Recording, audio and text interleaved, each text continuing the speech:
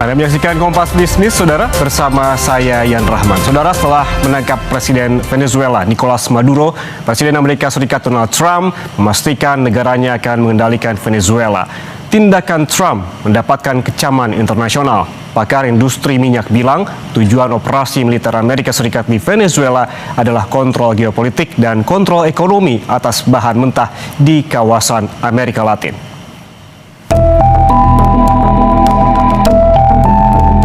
Presiden Amerika Serikat Donald Trump memastikan negaranya akan mengendalikan Venezuela setelah menangkap Presiden Venezuela Nicolas Maduro dan istrinya di kediamannya di Caracas Sabtu dini hari waktu setempat.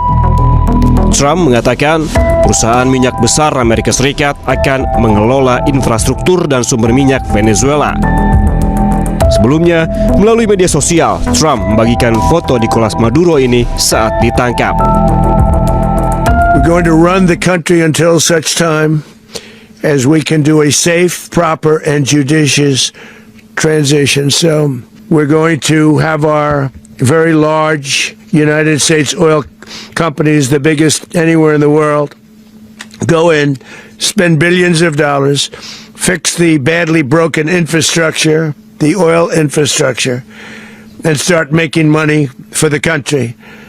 And we are ready to stage a second and much larger attack if we need to do so. Langkah Trump ini mendapatkan kecaman internasional.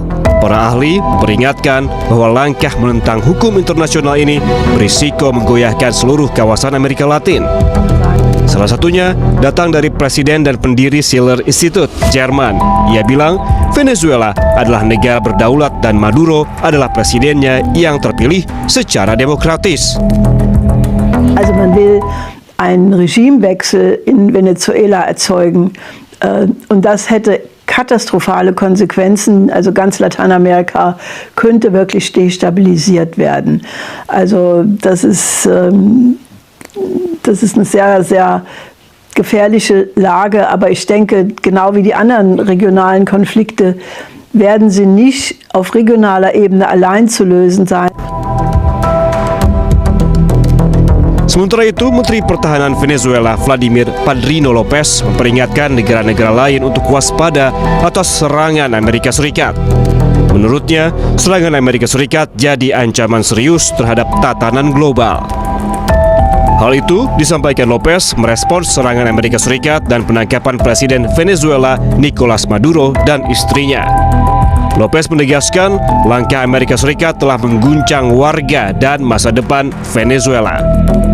Lopez meminta warga Venezuela untuk tidak jatuh ke dalam perangkap perang psikologis, ancaman, dan ketakutan yang ingin ditimbulkan oleh pihak lain.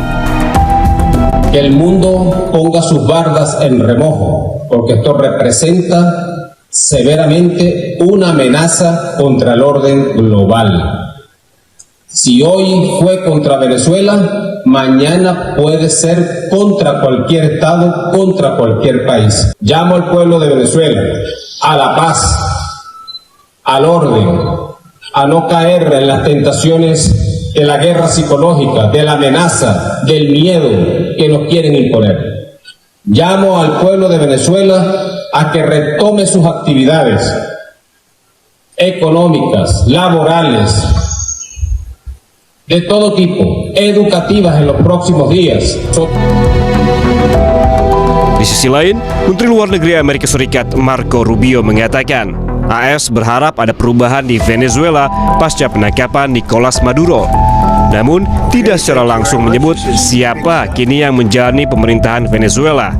Dalam wawancara dengan sebuah stasiun televisi, Rubio juga menegaskan bahwa langkah pemerintah Amerika Serikat di Venezuela tak perlu izin Kongres. Chief of Staff Susie Wiles told Vanity Fair that an attack on Venezuela's mainland would require approval from Congress. Why didn't that happen, and will it happen with any future action the administration plans to take in Venezuela or elsewhere? This was not an action that required congressional approval. In fact, it couldn't require congressional approval because this was not an invasion. This is not an extended military operation. This is a very precise operation that involved a couple of hours of action. It was a very delicate operation too. Venezuela merupakan salah satu negara yang memiliki cadangan minyak terbesar di dunia, diperkirakan mencapai 300 miliar barel yang mencakup sekitar 17% dari total global. Jauh lebih besar daripada cadangan AS yang sebesar 81 miliar barel. Para ahli industri minyak Venezuela menyatakan bahwa AS selama ini memproduksi minyak mentah ringan yang sebagian besar digunakan untuk produksi bensin dan aplikasi lainnya terbatas. Namun, Venezuela memiliki minyak mentah berat yang tidak dimiliki AS sehingga sangat melengkapi pasar Amerika Serikat. Cuando a diferencia del producto liviano, que se producen gases condensados y más derivados livianos. Entonces, el petróleo pesado compensa las necesidades mundiales del tipo de derivado que nosotros tenemos. Ramiro juga bilang sebagian besar kilang minyak AS dibangun dengan standar untuk mengolah minyak Venezuela, sehingga penggunaan minyak mentah Venezuela lebih efisien daripada pengolahan minyak domestik.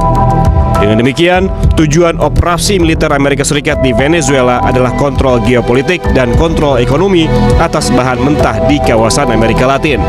Selama ini, kebijakan pemerintah Maduro telah menentang kepentingan Amerika Serikat. Maduro menganjurkan penguatan nasionalisasi sumber daya energi dan mempertahankan sikap anti-AS, menentang campur tangan dan tekanan eksternal. Hal ini menyulitkan Amerika Serikat untuk secara langsung mengendalikan ladang minyak Venezuela, menentukan produksi dan tujuan ekspor, atau memasukkan minyak Venezuela ke dalam cadangan energi yang dapat dikendalikan. Sebelumnya, pasukan militer Amerika Serikat menyerang fasilitas militer di Venezuela pada Sabtu dini hari waktu setempat. Rentetan deru ledakan tersebut terlihat dari ibu kota Venezuela. Pasca penangkapan Maduro, Gedung Putih membagikan sejumlah foto menunjukkan Presiden AS Trump memantau langsung serangan ke Venezuela.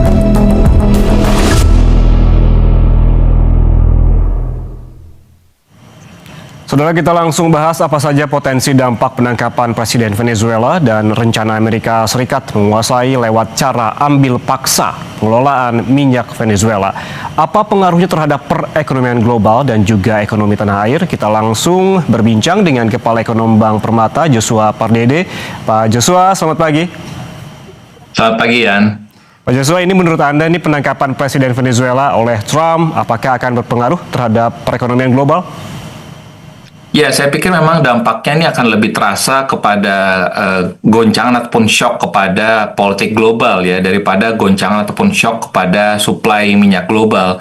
Karena kalau kita lihat berita-berita menyampaikan bahwa operasi militer yang dilakukan dan yang dilakukan oleh Amerika Serikat ini, Maduro sudah dibawa ke New York dan juga untuk proses hukum, dan Amerika menyatakan bahwa akan menjalankan Venezuela untuk sementara ya, untuk mendorong ketidakpastian arah kebijakan dan juga risiko balasan diplomatik perekonomian global. Biasanya ini akan muncul lewat perubahan suasana dari pelaku pasar. Jadi kalau kita melihat dari saat ini kondisi di pelaku pasar sendiri cenderung akan menahan investasi dan dia akan mencari aset-aset yang lebih aman dan akan lebih selektif lagi untuk menaruh dananya di negara-negara berkembang.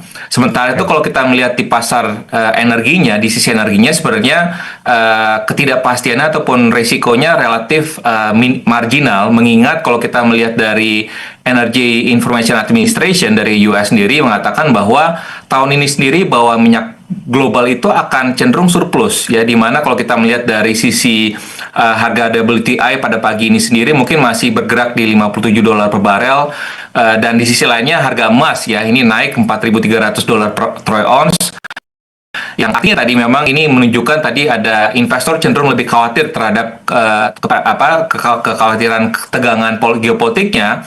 Dan sebenarnya tadi yang kami sampaikan bahwa dampaknya kepada pasokan global, minyak global sebenarnya cenderung relatif marginal, karena pasokan minyak global sendiri ini dari 2,26 juta per barel per hari hingga 2026 ini, sehingga artinya kalau kita melihat produksi global di 2026 ini bisa mencapai 100 juta per barel per hari dan juga konsumsinya 105 juta per hari.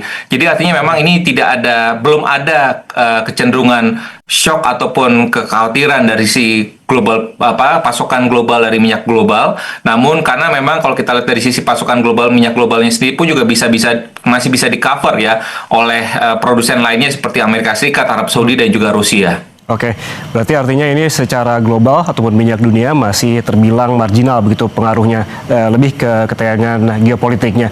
Tapi kalau kita sebagai bisa menjelaskan secara sederhana begitu, tadi sempat dijelaskan juga di materi sebelumnya terkait dengan Trump yang bilang akan mengendalikan cadangan minyak Venezuela. Ada yang disebut minyak berat dan juga minyak ringan.